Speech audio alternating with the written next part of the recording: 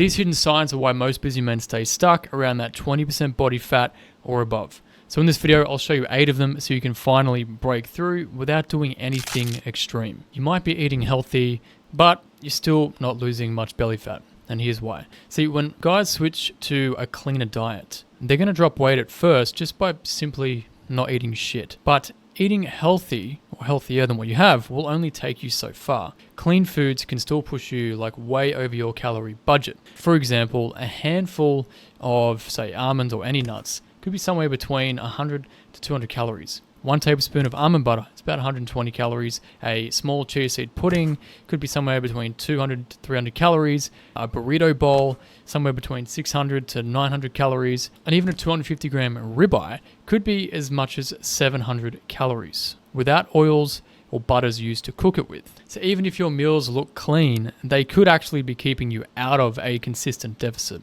which just means the body fat's not going to drop. And that is why some weeks you lose a little, and the next you might stall out or even gain a little bit. But the fix is actually quite simple. However, most guys will fob this off and say, yeah, I heard this all before, it's not magical. Which is why they'll never actually get lean and stay lean. So what I want you to think about is tracking everything for at least a whole week. That's your portions, your oils, sauces, drinks, anything that goes in your mouth. It's going to completely open up your eyes. And I recommend using MyFitnessPal and getting a basic food scale off Amazon when you do this, because what you're going to see is that some days are completely fine, you might be under budget, and while others are way higher than what you ever would have imagined. Once you see this, you're no longer assuming that healthy food is going to magically get you ripped, and you can start to actually tighten things up without cutting out all of your favorite foods. But even with tracking, most guys miss this next sign that I need to tell you about. If you're more advanced, you might already be tracking your food, but still stuck around the same body fat percentage. The problem is a lot of apps aren't always accurate because people input bad data. For example, you might want to log in a chicken sandwich that you had for lunch inside of MyFitnessPal, and if you just type in chicken sandwich, you're likely going to get huge errors. But if you break it down to all the ingredients, like the bread, 2 slices of bread, 100 grams of chicken, 1 slice of cheese, 1 tablespoon of mayo, 1/4 of an avocado, tomato, whatever you put on it, you're going to get a much more accurate calorie count and macro breakdown for that particular meal. Sure, it's going to take a little bit longer, but here's the thing. After a while, you will start to memorize your portions and you'll know if they're accurate, if they're not. And it just gets much easier. When I proved I could maintain 11 to 13% body fat, I actually stopped tracking every single day because I'd built the habit of knowing exactly what I'm eating. Also, eating out is a little bit trickier. Like to say if you're at a Thai restaurant and you're having a Thai stir fry, that could actually be close to double the calories than what you think once you actually find the correct entry and there's all the oils and sauces factored into it. So sometimes a quick Google search can give you a quick reference on what might be accurate, and also to double check if you think that MyFitnessPal or any food app is incorrect. Also, don't forget alcohol, supplements, any like hidden calories that you haven't thought of, or anything that you think is harmless, like a spoonful of peanut butter or a bite of your kids' leftovers or whatever it is. All these small things add up, and it could be 100 to 400 extra calories a day, which you didn't notice, which can easily stall your fat loss or dramatically slow it down. I've seen this many times in my 9 years of coaching. So if you are tracking and you're not progressing, it's not always about your metabolism. It's really about your accuracy in what you're eating, and also what you're burning every single day and every week. It's really about accuracy, because fixing this will help you maintain a consistent deficit without needing to resort to this next sign that many guys waste a lot of time on without seeing the gut shrink at all. If you think that adding more cardio will magically strip belly fat, I mean, technically it could, but only if you're willing to grind for like 2+ hours a day, or absolutely go all out balls to the wall for a whole hour every single day. But for most people, that's just not going to be realistic. The average cardio session is only going to burn somewhere between 150 to 300 calories, also between a 30 to 40 minute window. That's about the same as about a handful of nuts, basically, or a small cup of yogurt, or a bag of crisps, or chips as we say in Australia. Now, I'm not saying never ever do any cardio, but if you're strapped for time, then your diet is number 1 priority. Then comes your daily movement, and then cardio would be like the 3rd priority. For example, the only deliberate cardio I do is surfing maybe 2 or 3 times a month. But every day, I'm aiming to burn about 2,400 to 2,500 calories, tracking it on my Aura ring here, and just doing 3 to 4 workouts at home per week for 45 minutes to an hour, right? That keeps me lean alongside my consistent diet. So the problem is, if you're not tracking your steps, the chances are you're moving way less than what you think you are. I've seen guys hit like 20,000 steps on a Sunday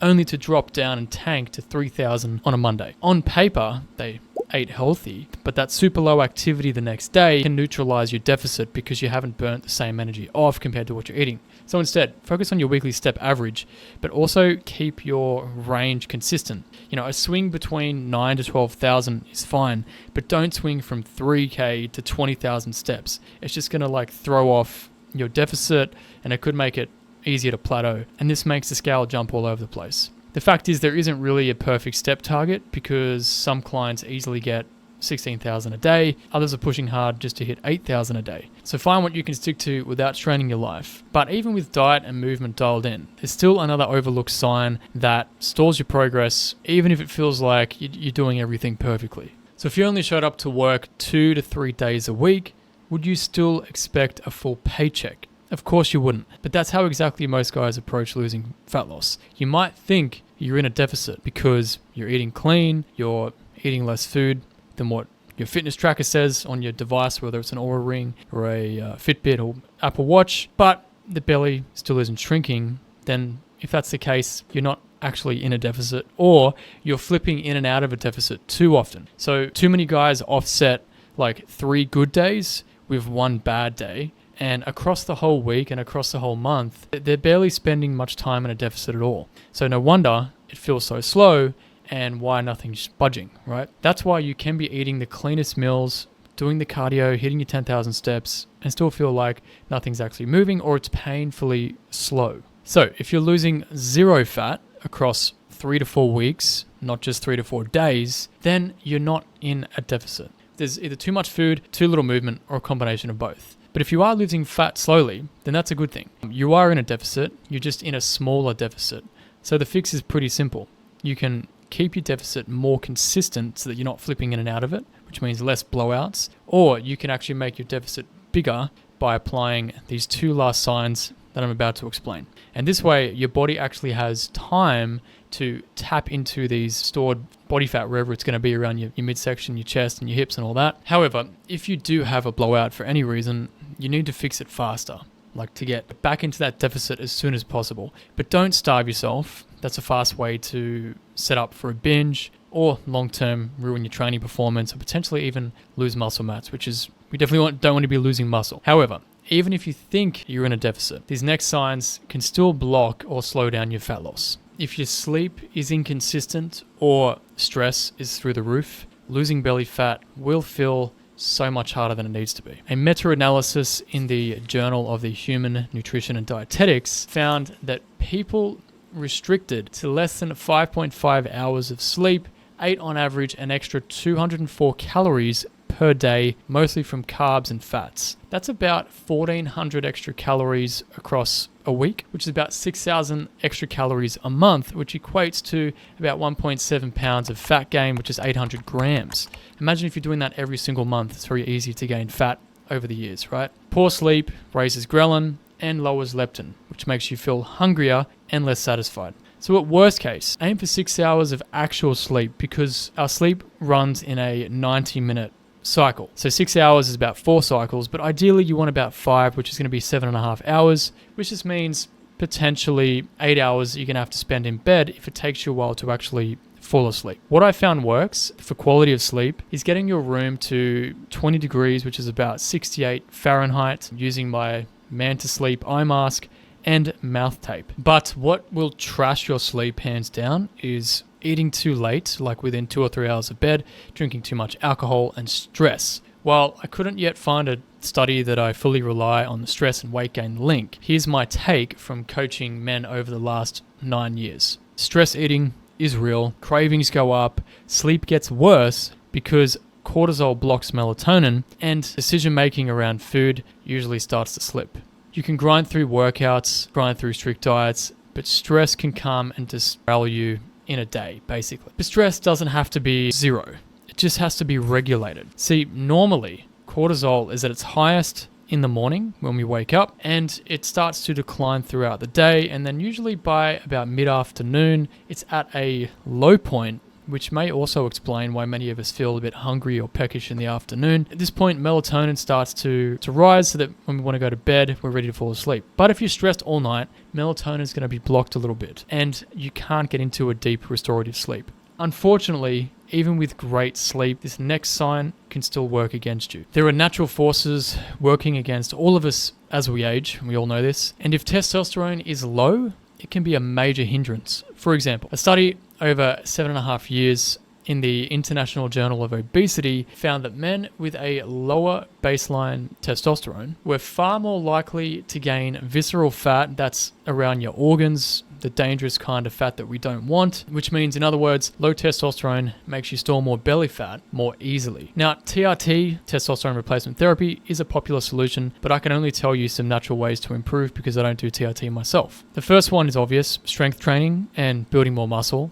especially doing the big lifts. That's going to help you boost your testosterone and just elevate your muscle mass, which means a slightly higher BMR over time. Also getting leaner, because excess body fat suppresses testosterone, so losing fat simply will help there. Also optimizing for vitamin D and zinc, both are crucial for healthy testosterone levels. You can just get a simple blood test done to check your levels and make sure that you're in the optimal ranges or not. Most importantly, sleep. Just 1 week of sleep restriction can lower testosterone by about 10 to 15% in young men found in this study. Testosterone isn't the only hormone working against you. A underactive thyroid can slow down BMR way more than what you think. So in this particular study, it showed that people who have hypothyroidism burn about 200 calories fewer than people with normal thyroid levels. That's a big hit to your deficit, making fat loss even harder no matter how clean you're eating. You can check your thyroid function by checking your TSH levels on a blood test. Now, many people need medication for hypothyroidism, which is understandable because hypothyroidism is an autoimmune condition. But there are supportive factors that are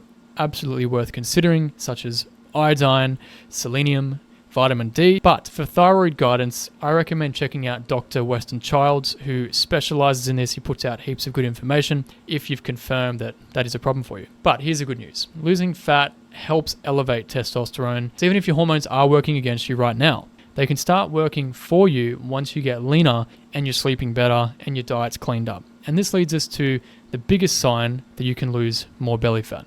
If you've still got a lot of belly fat, obviously that's the clearest sign that you can lose more belly fat, right? But how far and how fast should you be pushing it? For most men, 11 to 15% body fat is the sweet spot. Below 11%, things start to feel a bit off. Lifting gets much harder. Your energy can tank pretty quickly. You're going to be hungry all the time, and hormones will eventually dip. I experienced that firsthand when I was getting down to 6% body fat for my last bodybuilding competition in 2016. Looking shredded just isn't worth the trade-off for how crappy you feel. But remember, getting lean usually happens in stages. There's 30 to 25%, which is relatively easy. Anyone can do that. 25 to 20% requires a lot more consistency. 20 to 15 usually needs some adjustments because your deficit will start to shrink, your body will start changing. And then 15 to 11 is mostly just time and avoiding falling back into your old habits that will sabotage your progress and just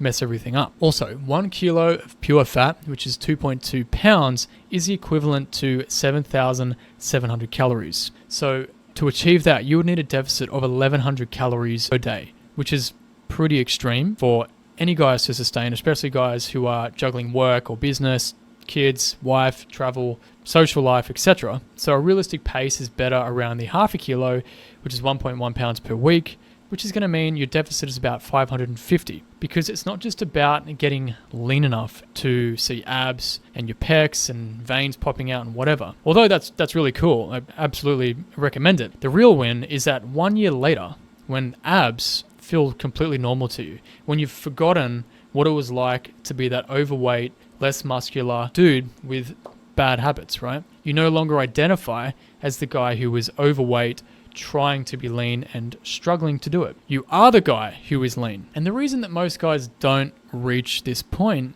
is because they're missing this last sign over the long term. So let me ask you, have you ever driven somewhere only to arrive and then you don't remember how you even got there?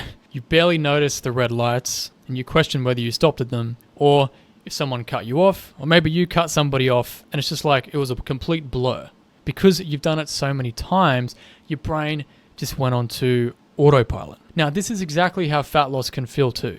But if you're still relying on daily motivation and willpower, it's always going to feel like a conscious effort and grind. And that's why if you keep restarting every Monday, or falling off when life gets busy, or like starting to feel the pressure and panic a little bit when summer's fast approaching or some event that you want to look good for, that becomes an issue. But the sign to look out for is if fat loss doesn't feel automatic at all, what that means is that you haven't built the right systems yet. And here's a few systems that can make the biggest difference. The first thing is scheduling your workouts in your calendar always in advance so that you do them. Planning your meals in advance for the week and checking menus before you go out to eat at any restaurants or cafes or hotels. Standing up after you've eaten, or if you're just scrolling on your phone, don't sit there and do it. Get up and move around. And you can try setting alarms to get up and move throughout the day, and setting alarms to go to bed on time so you do get adequate sleep and you recover fully. Only buying foods that you actually eat, so no backup junks and snacks that doesn't fit your diet. Setting limits to your alcohol